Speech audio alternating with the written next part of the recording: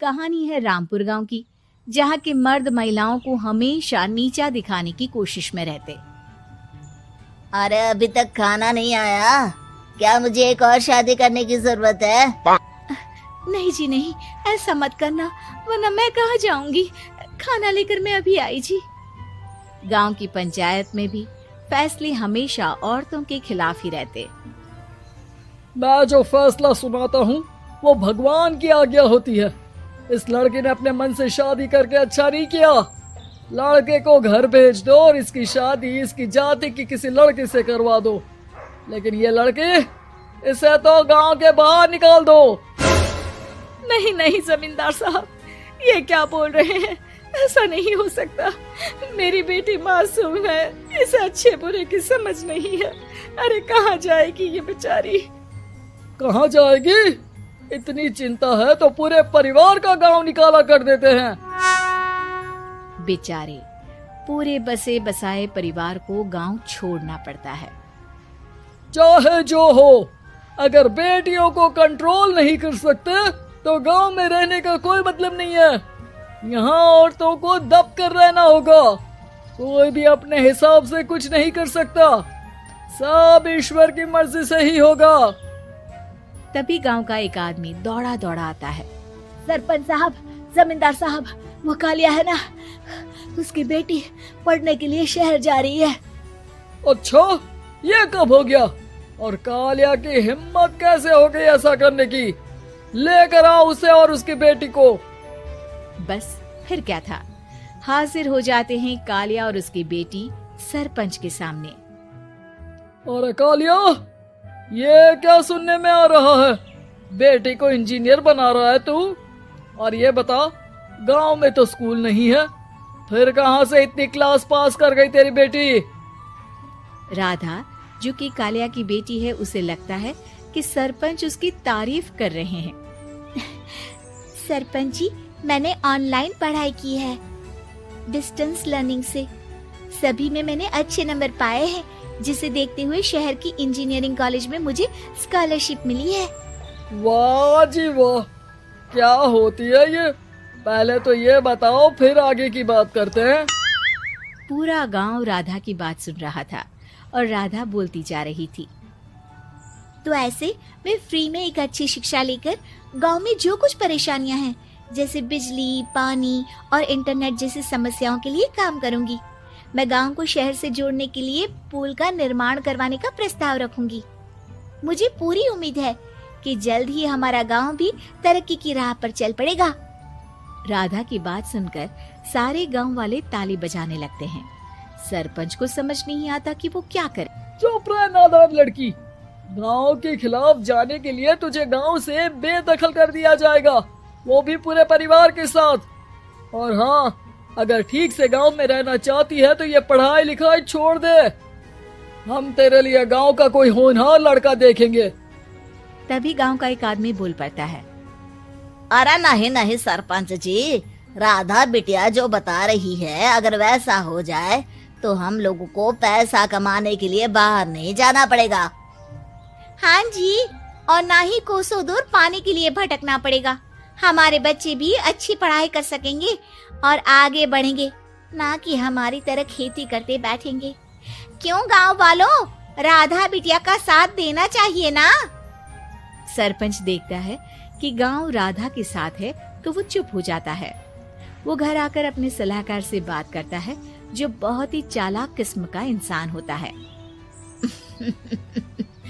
अरे सरपंच साहब, आपको बहुत ही होशियारी से काम लेना पड़ेगा। एक बार गांव तरक्की कर गया, यहाँ के बालक पढ़ लिए तो कोई ना पूछेगा आपको। और फिर ये जो बेटा और बेटी है ना आपके, इनको भी आम लोगों की तरह ही जीवन जीना होगा। हाँ, लेकिन करे तो क्या करे? वो ना आप मुझ पर छोड़ दीजिए, बस मैं जैसा बोलूं करते जाइए। अगले रोज सुबह जब गांव वाले सोकर उठते हैं तो राधा के घर के बाहर और साथ ही वो लोग जिन्होंने राधा का सपोर्ट किया था, उनके घर के आगे लाल रंग से कल आऊंगी लिखा होता है। कल आऊंगी, यह क्या होता है? अरे यह तो खून से लिखा है, लगता है कोई भूत प्रेत या चुड़ैल का साया है। चलो सरपंच जी के पास चलते हैं। सभी सरपंच के पास जाकर उसे सारी बात बताते हैं। अरे ये तो बड़ी मुश्किल की बात है। चलो मैं एक बाबा को जानता हूँ, उन्हें बुला लेता हूँ। सरपंच बाबा को लेकर गांव के घर के बाहर जाता है। ओहो, तो ये वो चुड़ैल है जो उन लोगों को निशाना बनाते हैं जो गांव को बदलने का सपना देखते हैं। वो गांव को ऐसे ही संपन्न देखना चाहती है, वो नहीं चाहती कि कोई बाहरी यहाँ का कायाकल्प करे। क्या तुम लोगों में से किसी ने गांव को बदलने की सोच रखी है? तभी राधा की माँ रोते रोते आती है। मेरी राधा घर से गायब हो गई है। अरे कोई तो बचाओ, मेरी बच्ची कहाँ गई?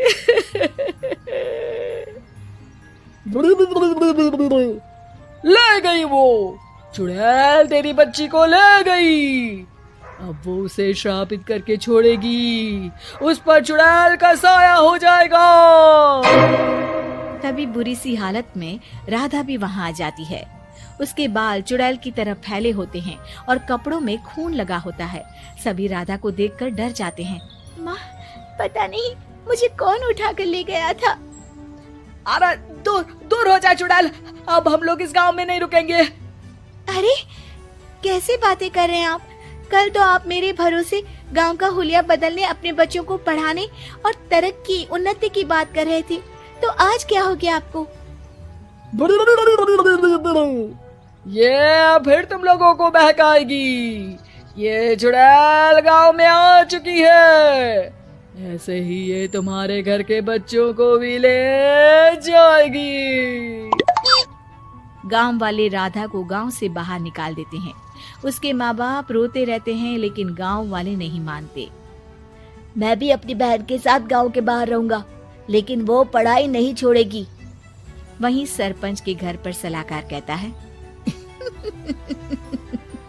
देखा, सांप भी मर गया और लाठी भी नहीं टूटी। लेकिन अगले ही दिन सरपंच के घर के बाहर भी वही शब्द लिखे होते हैं। और फिर सरपंच की बीवी कहती है, हमारी बेटी को किसी ने अगवा कर लिया है।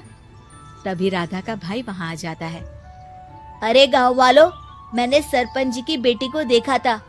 वो चुड़ैल उसे उठाकर ले जा रही थी। अरे क्या मजाक कर रहे हो? नहीं नहीं सरपंच जी, आप नहीं जानते। वो चुड़ैल अब आपकी बेटी में आ जाएगी, जैसे राधा के अंदर आ गई थी। तभी सरपंच की बेटी वैसी ही हालत में वहां आती है जैसे राधा आई थी। पापा, पता नहीं कैसे मैं गायब हो गई थी। चुड़ैल, इसके अंदर भी चुड़ैल का साया है, मारो इसे। अरे नहीं नहीं, इसे भी राधा के पास गांव के बाहर ही भेज दो। अरे चुप रहो, मेरी बेटी कहीं नहीं जाएगी और चुड़ैल वुड़ैल कुछ नहीं होता है। अरे कैसे बात कर रहे हो सरपंच जी? आप तो बोल रहे थे कि आपका फैसला भगवान का ज्ञान होता है, तो अपने पर बात आई तो अब आप ऐसे बोल रहे हैं। अरे ना ना ना, आपको अपनी बेटी को त्यागना ही होगा। अरे बुलाओ बाबा को। राधा का भाई बाबा को ले आता है, जिसे अब गांव वालों के डर के कारण सच बोलना पड़ता है। मैं कोई बाबा नहीं हूँ, मैं तो मोची था। ये सलाहकार महोदय ने मुझे कहा था एक्टिंग करने को। अब वो मुझे पैसे देने वाले हैं। अब मुझे माफ कर दो। गलती हो गई, मुझे माफ कर दो। तभी वहां राधा आ जाती है। देखा सरपंच जी, जब गांव के बच्चे साक्षर होंगे तो आप जैसे लोगों की चालाकी नहीं चलेगी।